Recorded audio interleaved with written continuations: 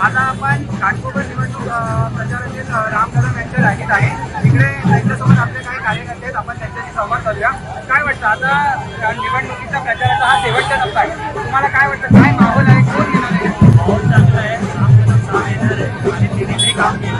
राम लोकांना राशन पाणी हर महिन्याला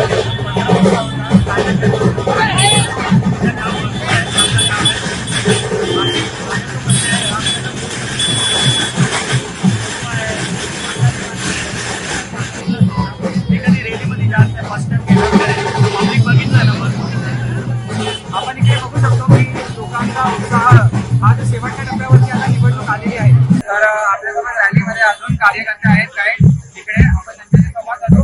आता राम कदम जेव्हा सत्तेत होते तेव्हा त्यांनी काय पद्धत केली या जागेची, त्यांनी काय नवीन प्रकल्प आणले आणि तुम्हाला काय वाटतं की या वर्षी सुद्धा ते या निवडणुकीत निवडून येतील का?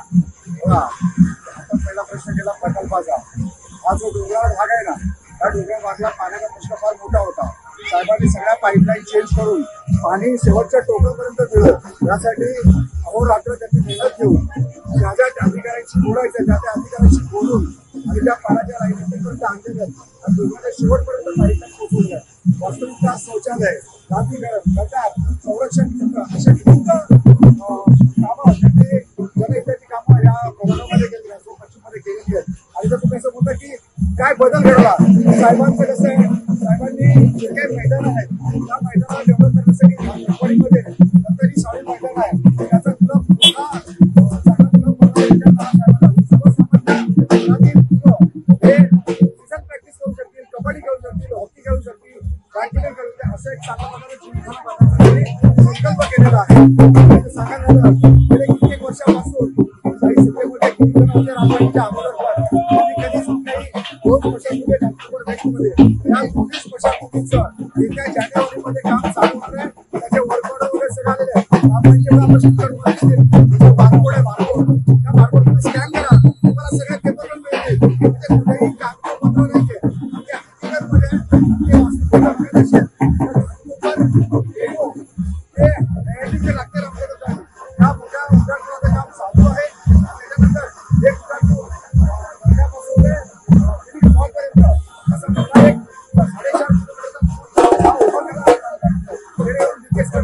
4.5 विविध कामं त्यांनी केलेली आहे। आणि धार्मिक क्षेत्रामध्ये एकदम चांगल्या प्रकारे जसा यात्रा जर काढायची झाली तर 1 आणि 2 ट्रेन नाही काढणार, तब्बल 12 ते 13 ट्रेन काढलेल्या आहेत। आणि नागपूरमध्ये आलेलं आहे त्याच्यासाठी काशी यात्रा केलेली आहे।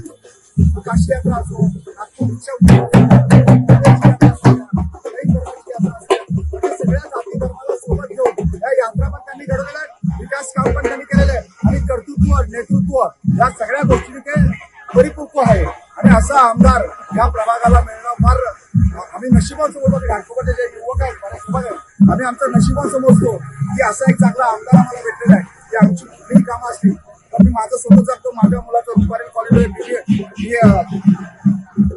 MBA ला माझ्या मुलाचं ऍडमिशन होत नव्हतं, ते त्यांनी एका फोनवरती माझ्या मुलाचं ऍडमिशन करून केलेलं आहे। म्हणजे असे विविध कार्यक्रम, विविध त्यांनी युवकांना कुठल्याही प्रकारचं सहकार्य त्यांनी केलेलं आहे। मग पोलीस भरती असू द्या किंवा कुठली नोकरी असू द्या किंवा कुठल्या महिलांना कुठली अडचण असू द्या, त्यांनी लगेच फोन केलेले आहेत आणि एका फोनवरती त्यांचं काम होतं।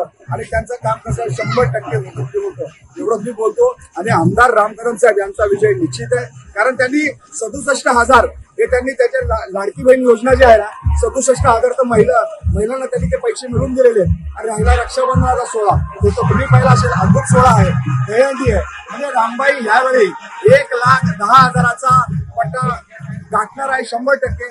आणि आजची जी रॅली आपण बघितली असेल ती रॅली बघूनच प्रतिस्पर्धीला वाटत असेल का आता आमचं काही खरं नाहीये।